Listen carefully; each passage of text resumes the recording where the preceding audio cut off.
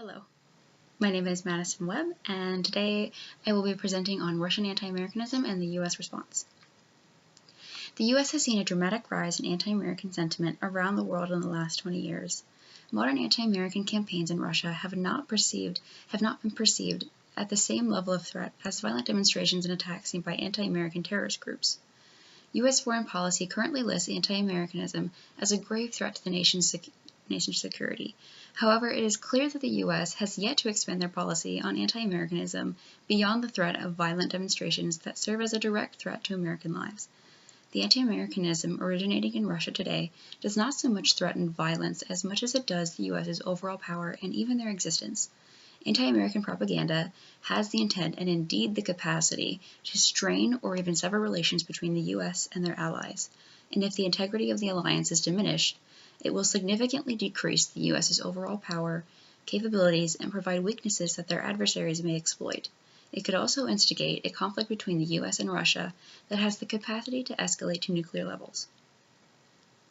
Many of the sources covering anti-Americanism in Russia touch base on the theory that the Kremlin is purposefully propagating this ideology in order to either dissuade the public from dissent, create unification to strengthen the state, or as a means of self-identification which Russia has continuously struggled with.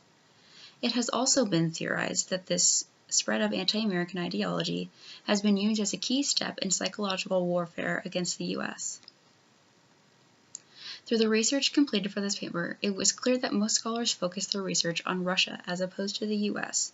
Some experts attempted to analyze this issue through a psychological lens, others trying to use Russia's history and culture.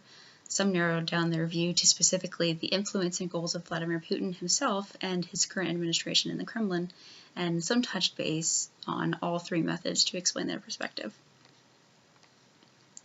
Russia's anti-American propaganda campaigns have proven moderately ineffective in shifting the Russian domestic perspective toward the U.S. The population has proven rather apathetic in regards to political discourse. It has, however, proven to increase Russians' enthusiasm for Putin's aggressive foreign policy.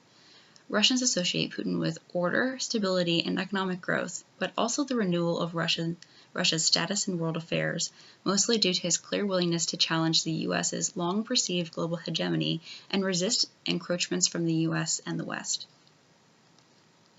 Current U.S. foreign policy on anti-Americanism worldwide recognizes anti-Americanism as a tool primarily for initiating, fueling, or justifying protests, violent demonstrations, and violent attacks around the world.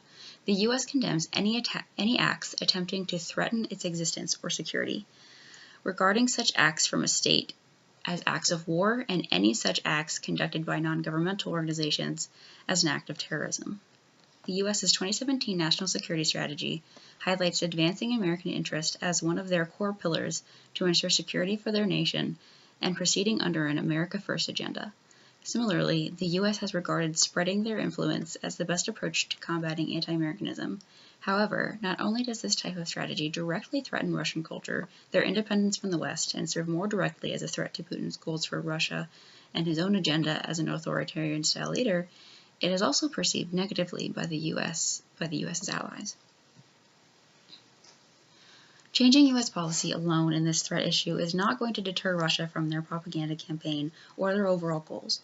The modern anti-Americanism present in Russia has little to do with U.S. policies, culture, or actions around the world, and more to do with the goals of the Kremlin. In order for any peaceful course of action to be successful, Russia and the U.S. must be open to peace talks and communication with each other, and Russia must be willing to pursue alternative avenues in order to achieve their goals. In order to peacefully resolve this issue, the U.S. must extend their policy to cover all forms of anti-Americanism while creating a strategy that does not violate the stated inalienable rights that their own Constitution protects.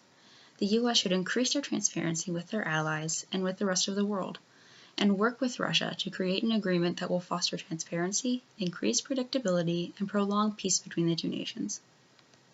Thank you.